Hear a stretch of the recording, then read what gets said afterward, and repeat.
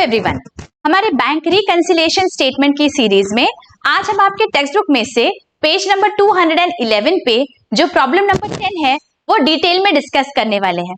यहाँ पे एक बहुत इंटरेस्टिंग एडजस्टमेंट है बच्चों, थोड़ा ट्रिकी है बट वो हम बहुत ही अच्छी से समझने वाले हैं। तो without any further delay let's get started. देखिए, let's read the problem.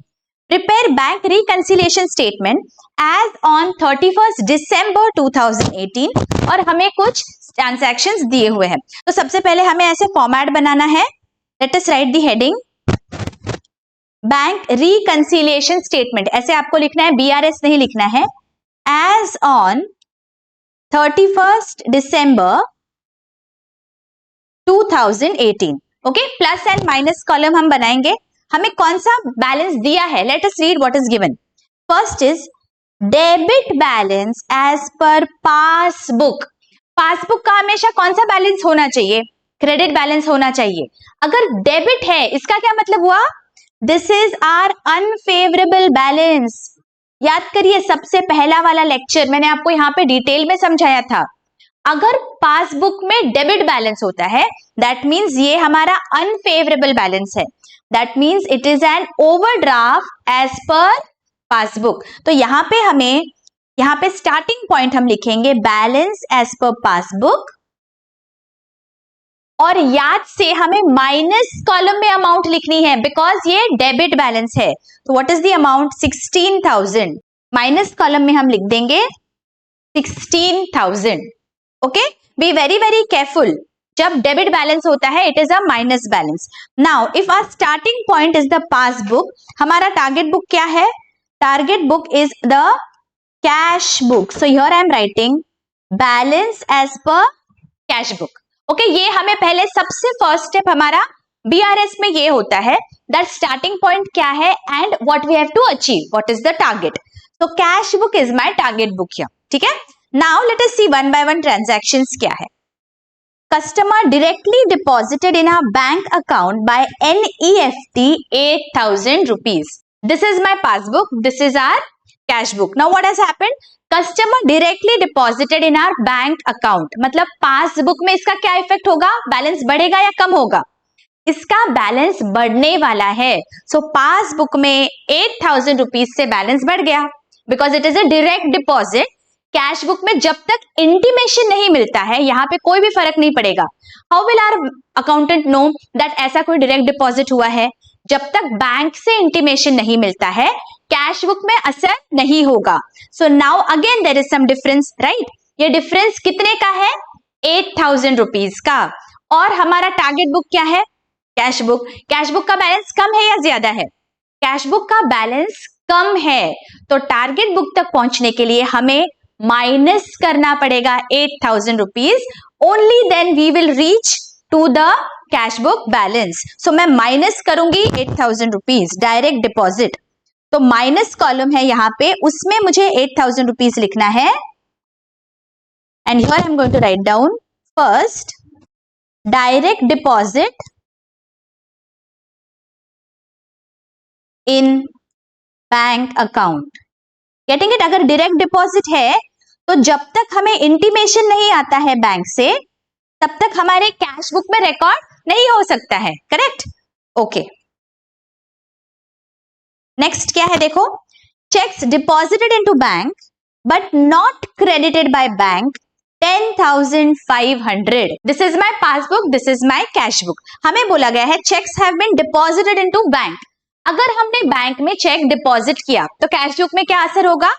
Cash book का बैलेंस बढ़ जाएगा बिकॉज डिपॉजिट है। अभी पासबुक में क्या हुआ है? It has not been credited, ऐसे हमें स्पेसिफिकली दिया गया है। इसका मतलब पासबुक के बैलेंस का कुछ भी असर नहीं हुआ है, it is as it is. तो अभी टारगेट बुक क्या है मेरा? Cash book. टारगेट बुक का बैलेंस ज्यादा है या कम है? टारगेट बुक का बैलेंस ज्यादा है, तो मैं यहां तक कैसे पहुंचूंगी? I will have to add 10,500 rupees. Only then I can reach to my cash book balance. तो हम अभी क्या करेंगे? प्लस कॉलम में लिख देंगे 10,500. Okay, and here number 1 I'm going to write down check deposited but not cleared or but not credited. In passbook. Getting it? Okay, आगे क्या है देखो, passbook shows debit entry for bank commission 300 not recorded in cash book. अभी सबसे पहले तो हमें यह समझना है पासबुक का डेबिट एंट्री, इसका क्या मतलब होता है। पासबुक में जब भी कोई भी डिपॉजिट होता है तो हम उसे बोलते हैं क्रेडिट हुआ, और जब भी डेबिट होता है इसका मतलब इट इज एन एक्सपेंस। ये हमें याद रखना है from the passbook point of view, from the banks perspective क्या हो रहा है। अगर क्रेडिट है इसका मतलब हमारे डिपॉजिट में बैलेंस बढ़ रहा है, हमारे अकाउंट में बैलेंस बढ़ रहा है, और अगर पासबुक में डेबिट हुआ इसका मतलब हमारा बैलेंस कम हो रहा है। यहाँ पे डेबिट हुआ इसका मतलब ये जो कमीशन है दिस इज माय एक्सपेंस, ठीक है। सबसे पहले तो मुझे ये समझना है। अभी let us see our cash book and passbook. Now this is my passbook, this is my cash book.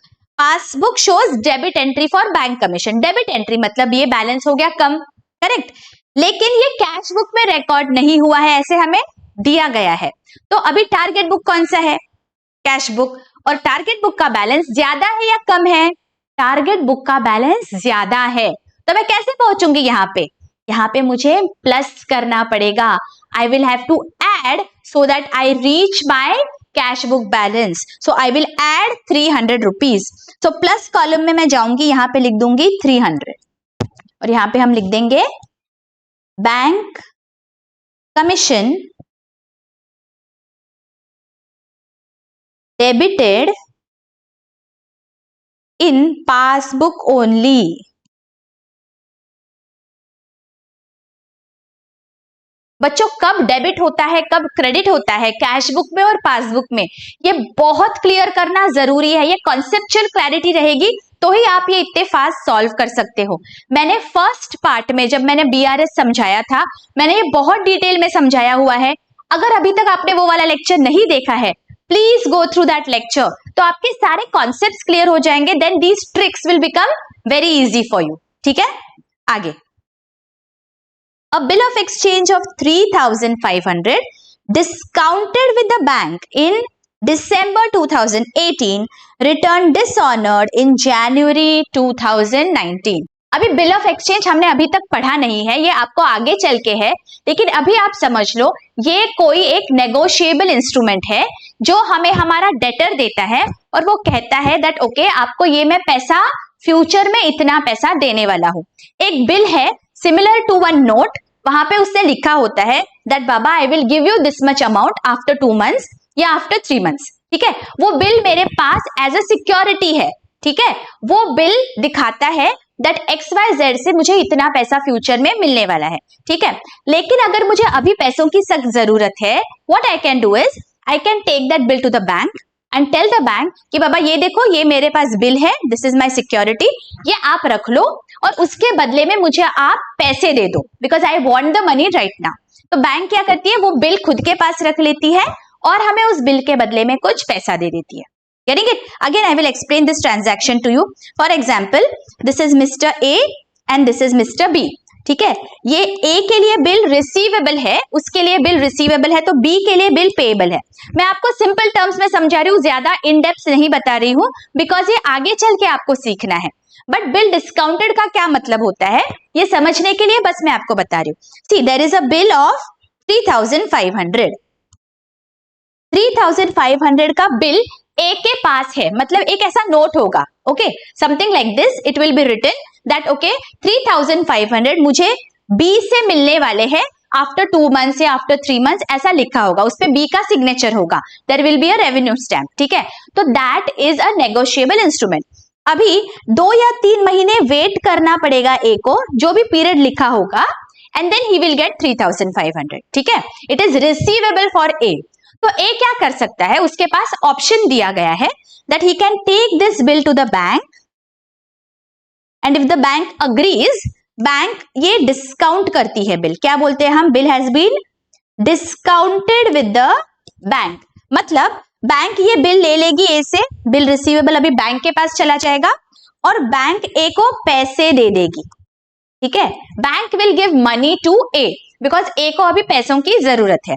और जब ड्यू डेट आएगा 2-3 मंथ्स के बाद, जब ये बिल ड्यू होगा, that time bank will take this bill to B, और फिर बी को बोलेगी कि बाबा 2-3 महीने हो गए हैं जो भी टेन्योर था, अभी now you give us the money.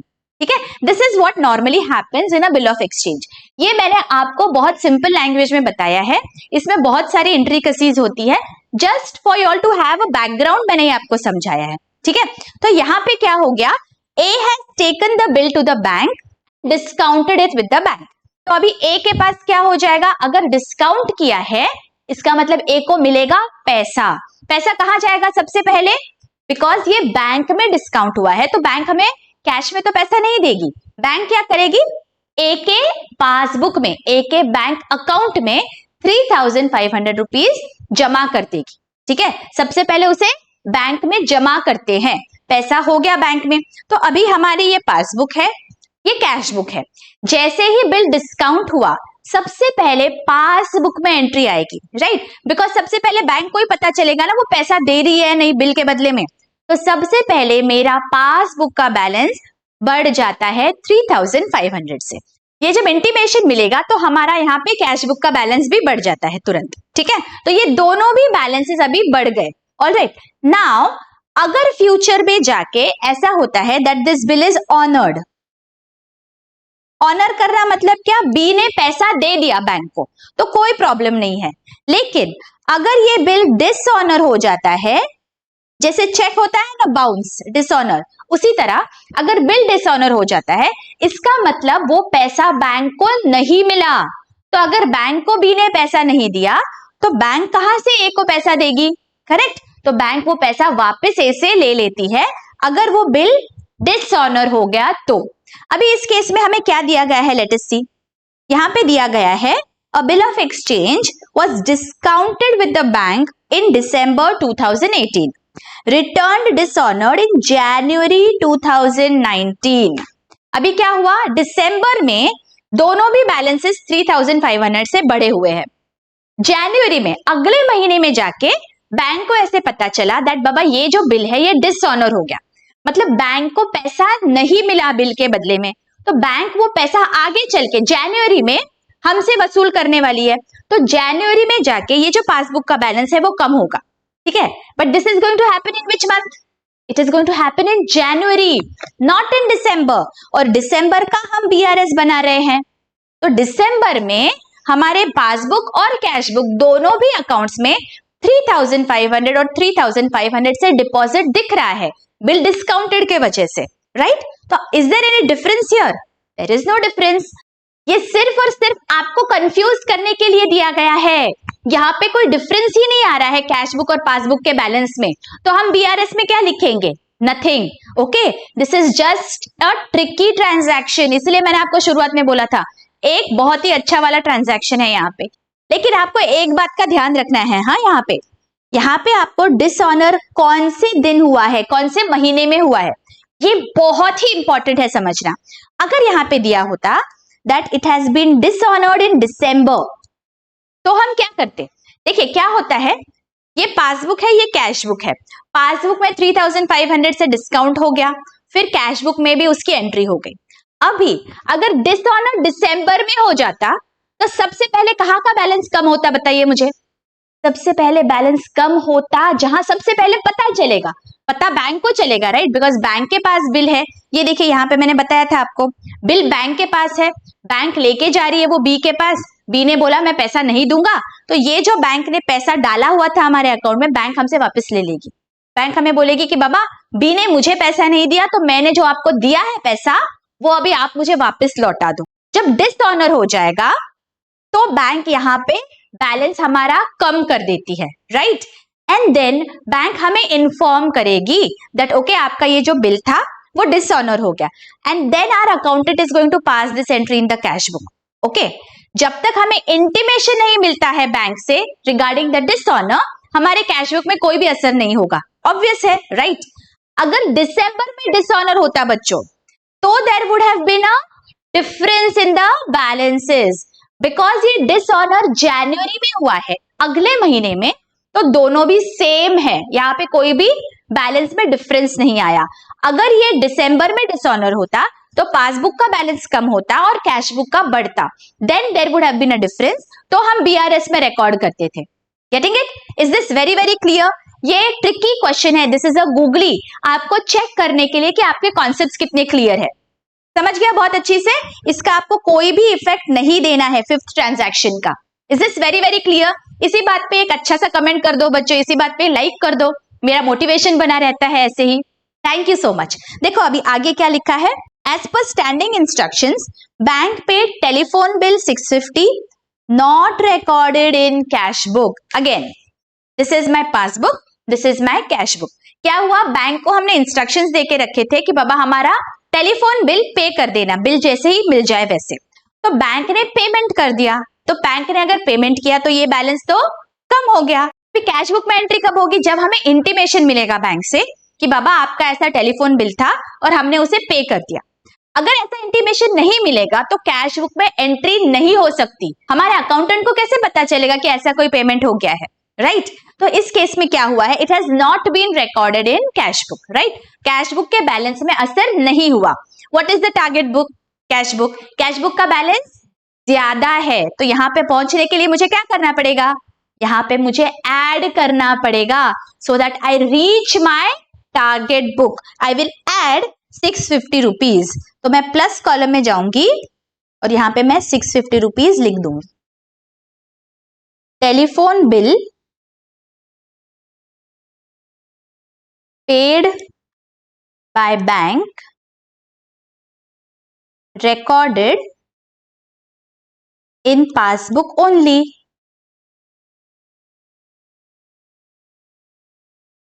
Getting it? Okay. And last क्या है देखो, check of 975 deposited into bank but wrongly recorded on 795 in cash book. मतलब क्या हुआ है देखो, ये पासबुक है और ये कैश बुक है। चेक डिपॉजिट हुआ 975 का और बैंक में रिकॉर्ड भी हो गया, तो 975 से मेरा पासबुक का बैलेंस बढ़ गया है। कैश बुक में 795 हो गया, एरर हो गया रिकॉर्डिंग में, तो यहाँ पे 795 से ही बढ़ा। देखिए यहाँ पे हमें याद रखना है, बैंक रिकंसिलिएशन स्टेटमेंट बनाते वक्त हम यहाँ पे कोई रेक्टिफिकेशन नहीं कर रहे हैं, गलती को सुधार नहीं रहे हैं।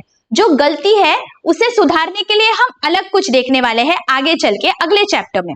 यहाँ पे हमें गलती को सुधारना नहीं है, बस हमें डिफरेंस का रीजन लिखना है यहाँ पे, राइट? तो ये जो रीजन है डिफरेंस का, यहाँ पे रिकॉर्ड अलग अमाउंट हुई, यहाँ पे अलग अमाउंट हुई, जिसके वजह से देयर इज अ डिफरेंस। ये मुझे सिर्फ रिकॉर्ड करना है, I am not rectifying anything, ये मुझे याद रखना है, मुझे गलती को सुधारना नहीं है यहाँ पे। तो यहाँ पे 975 से पासबुक का बैलेंस ज्यादा है और ये सिर्फ 795 से बढ़ा, तो डिफरेंस तो आ गया। कितना डिफरेंस है, 975 माइनस 795 कितना आ रहा है देखो, ये आ रहा है 180 रुपीज। ठीक है, इसका मतलब क्या हुआ, ये पासबुक है और ये कैश बुक है, कैश बुक का बैलेंस 180 रुपीज से कम दिख रहा है as compare to passbook. Getting it? Cash book is my target book, तो टारगेट बुक तक मैं कैसे पहुंचूंगी, 180 रुपीज माइनस करके, so I will have to reduce 180 rupees to reach my target book. Am I very clear? आपको यहाँ पे गलती सुधारनी नहीं है। कभी कभी क्या होता है, बच्चे कंफ्यूज हो जाते हैं, वो सोचते हैं कैश बुक में 795 था, गलती हो गई, मैं सुधार लेता हूं। No, we are not rectifying anything here. जो भी आपका रीजन है डिफरेंस का, सिर्फ वो हमें जॉट डाउन करना है। तो रीजन क्या है, 180 रुपीज से कैश बुक का बैलेंस कम है, तो मुझे माइनस कॉलम में 180 रुपीज लिखने पड़ेंगे। So I will go to the minus section here and I am going to write down 180 rupees and here I'll write the reason, check of rupees 975 deposited in bank recorded as rupees 795 in cash book. Is this very very clear? बहुत अच्छी से समझ गया बच्चों? Okay, अभी हमें क्या करना है देखो, सारे हमारे ट्रांजैक्शंस यहाँ पे हो गए, तो सिंपली हमें प्लस और माइनस कॉलम की यहाँ पे टोटल लेनी है। तो let us take the totals first. यहाँ पे मेरी प्लस कॉलम की टोटल आ रही है 11,450 और माइनस कॉलम की टोटल आ रही है 24,180। देखिए माइनस कॉलम की टोटल ज्यादा है, so whenever I am writing the balance मुझे यहाँ पे माइनस कॉलम में लिखना है। Okay, I have to remember this, very very careful. Okay, अभी देखो डिफरेंस क्या आ रहा है, ये डिफरेंस मेरा आ रहा है 12,730। देखिए 12,730 माइनस कॉलम में है, इसका मतलब this is credit balance as per cash book, या फिर इसे हम लिखेंगे overdraft as per cash book, या फिर इसे हम लिखेंगे unfavourable balance as per cash book. Getting it? Because ये माइनस कॉलम में अमाउंट आ रही है हमारी। We have to be very very very careful. Okay बच्चों, कभी कभी यह होता है यहां तक हम सही कर लेते हैं और हम लिखते वक्त बैलेंस प्लस कॉलम में लिख देते हैं। प्लीज एंश्योर जहां पे भी ज्यादा है वहां पे आपको कॉलम में अमाउंट लिखना है। ये माइनस कॉलम की अमाउंट ज्यादा है तो जो भी बैलेंसिंग फिगर है आपको माइनस कॉलम में लिखना है। Is this very very clear? I hope ये बहुत ही अच्छे से आपको समझ गया है बच्चों। अगर बहुत अच्छे से समझ गया है, do hit the like button, comment जरूर करिए और आपके फ्रेंड्स और कलीग्स में शेयर जरूर करिए। मिलती हूँ आपको अगले लेक्चर में। Till then take care, bye bye.